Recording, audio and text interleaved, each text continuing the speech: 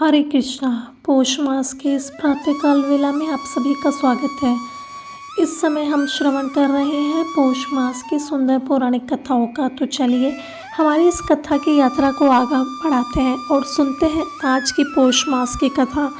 आज की कथा आरंभ करते हैं। युद्ध भूमि में शुक्र अपनी पत्नी और पुत्रों तथा पौत्रों के साथ डटा हुआ था।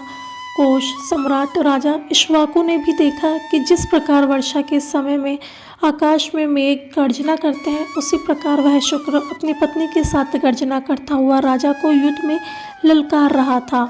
जब राजा ने देखा कि उनकी दुर्घोष सेना उस वीराह के द्वारा परास्त हो रही है, तब राजा इक्ष्वाकु को क्रोध आया। उसने धनुष और काल के समान भयंकर बाण लेकर अश्व के द्वारा बड़े वेग से शुक्र पर प्रहार किया। उन्हें आते देखकर सुअर भी आगे बढ़ा। वह घोड़े के पैरों के नीचे आ गया और उतने में ही राजा ने उसे अपने तीखे बाणों का निशाना बनाया। सुअर घायल होकर बड़े वेग से उछला और राजा को लांग गया। उसने अपनी दाढ़ी से मारकर घोड़े के पैरों में घाव कर दिए। इससे उसको बड़ी पीड़ा हो रही थी और वह चल भी नहीं पा रहा था। अंततः गतवा वह पृथ्वी पर गिर पड़ा। वह शुक्र अपनी जाति के स्वभाव अनुसार रणभूमि में भयंकर गर्जना कर रहा था और उतने में ही राजा ने उसके ऊपर गदा से प्रहार किया। गदा का आघात पाकर उसने शरीर त्याग दिया और श्री भगवान विष्णु के श्रेष्ठ धाम में प्रवेश किया। इस प्रकार महाराज इक्ष्वाकु के साथ युद्ध करके वह शुक्र राजहवा के वेग से उखड़कर गिरे हुए वृक्ष की तरह पृथ्वी पर गिर पड़ा और उस समय देवतागण उसके ऊपर पुष्प बरसाने करने लगे। तत्पश्चात समस्त शूर, क्रूर और भयंकर व्याघ्र हाथों में पाश लेकर उस शुक्री की और दौड़ पड़े। शुक्री अपने 4 बच्चों को घेर कर खड़ी थी। उस महासंग्राम में अपने पति को मरा हुआ देखकर वह शोक से मोहित होकर अपने पुत्रों से कहने लगी, हे बच्चों, जब तक मैं यहाँ हूँ तब तक शीघ्र गति से अन्यत्र भाग जाओ।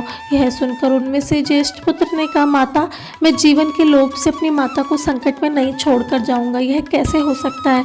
यदि मैं ऐसा करूँ तो मेरे जीवन को धिक्कार है। मैं अपने पिता के वर का बदला लूँगा और युद्ध में शत्रु को परास्त करूंगा।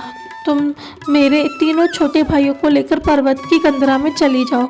अपने पुत्र की यह बात सुनकर शुक्री दुख से आतुर होकर बोली, हे मेरे बच्चे, मैं महापापिनी तुझे छोड़कर कैसे जा सकती हूँ? मेरे यह 3 पुत्र भले ही चले जाए। ऐसा निश्चय करके उन दोनों माँ बेटे ने बाकी के 3 बच्चों को आगे कर लिया और व्याधियों के देखते देखते वे विकट मार्ग से जाने लगे। समस्त शुक्र अपने तेज और बल से जोश में आकर बारंबार गरज रहे थे और इसी बीच में शूरवीर व्याध वेग से चलकर वहां आ गए। शुक्री और शुक्र दोनों माँ और पुत्र व्याघों का मार्ग रोककर खड़े हो गए।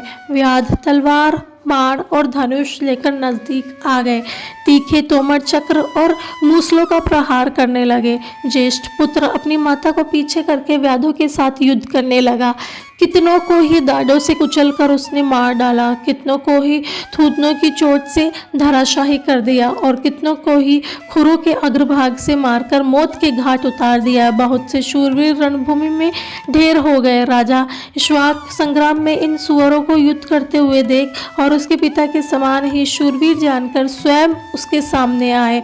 उनके हाथ में धनुष बाण थे और उन्होंने अर्धचंद्राकार तीखे बाणों से शुक्र पर प्रहार किया। उसकी छाती विदीर्ण हो गई और वह राजा के हाथ से घायल होकर पृथ्वी पर गिर पड़ा।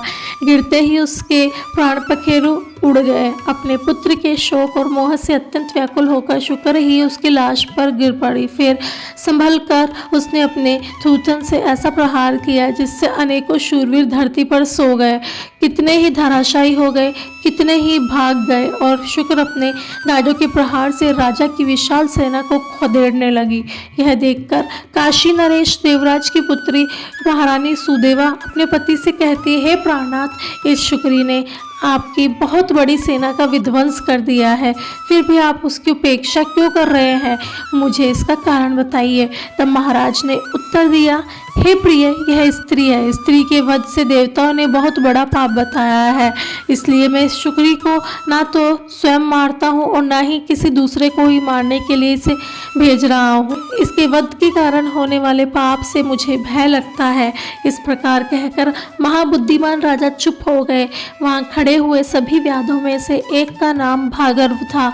उसने देखा कि शुक्र ही समस्त वीरों का संहार कर रही थी। बड़े बड़े योद्धा भी उसके सामने टिक नहीं पा रहे थे और यह देखकर व्याध ने बड़े वेग से एक बाण का प्रहार किया और उस शुक्री को बीत डाला। शुक्री ने भी झपट कर व्याध को पछाड़ दिया और व्याध ने गिरते गिरते शुक्री पर तेज धार वाली तलवार का भरपूर हाथ लगाया। वह बुरी तरह से घायल होकर गिर पड़ी और धीरे धीरे सांस लेती हुई जमीन पर मूर्छित हो गई। जब रानी सुदेवा ने उस पुत्र वत्सला शुक्री को धरती पर गिरते हुए बेहोश देखा तो उनका हृदय करुणा से भर आया। वे उस दुखिनी के पास गए, ठंडे जल से उनका मुंह धोया और फिर समस्त शरीर पर पानी डाला।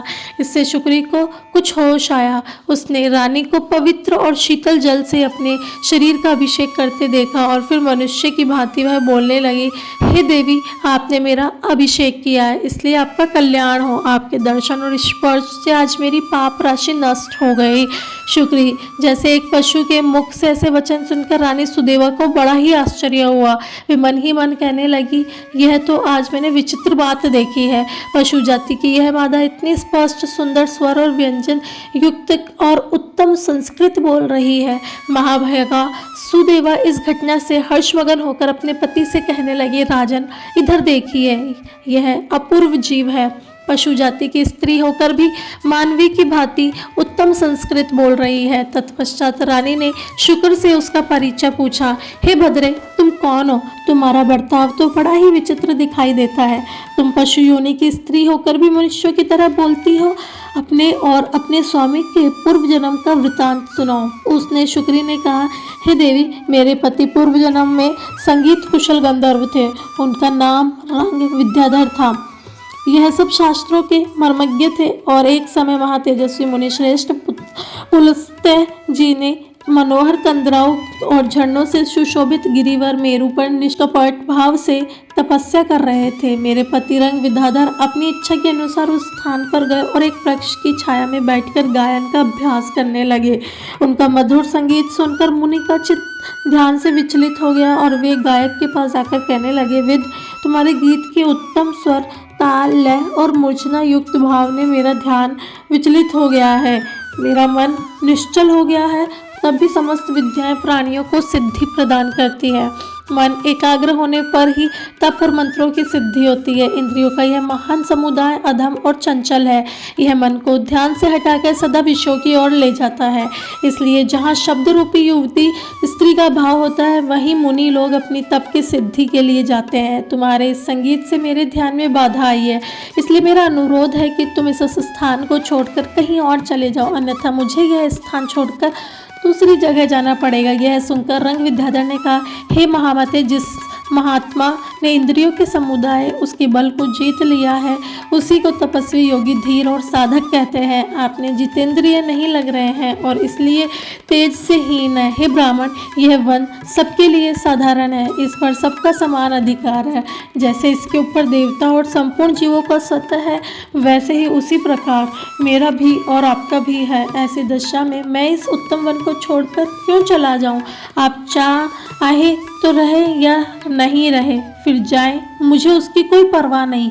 अब ब्राह्मण ऋषि पुतस्त्य की धर्मात्मा है, इसलिए वे क्षमा करके स्वयं ही उस स्थान को छोड़कर अन्यत्र चले गए और योग आसन में बैठकर तपस्या करने लगे।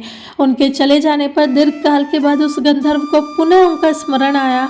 वह सोचने लगा कि मुनि मेरे ही भय से भाग गए थे, जरा देखूं तो कहाँ गए और क्या कर रहे हैं, कहाँ रहते हैं। यह सोचकर गीत विद्याधर ने पहले महर्षि के स्थान का पता लगाया और फिर वराह का रूप धारण करके उनके उत्तम आश्रम पर गए, जहाँ पुलस्त्य जी आसन पर विराजमान थे। उनके शरीर से तेज की ज्वाला उठ रही थी, लेकिन मेरे पति पर उसका कोई प्रभाव नहीं पड़ा। वे कुछ चेष्टा पूर्वक धन के अग्रभाग से नियमशील ब्राह्मण का तिरस्कार करने लगे, यहाँ तक कि उनके आगे जाकर उन्होंने मलमूत्र भी त्याग दिया।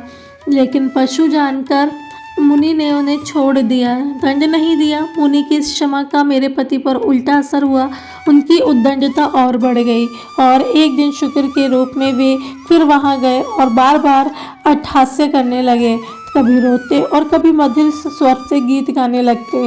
अब सुअर की चेष्टा छिपी न देखकर मुनि समझ गए कि हो ना हो यह वही निम्न कोटि का गंधर्व है और मुझे ध्यान से विचलित करने की चेष्टा कर रहा है। और फिर उन्हें अत्यंत क्रोध आया।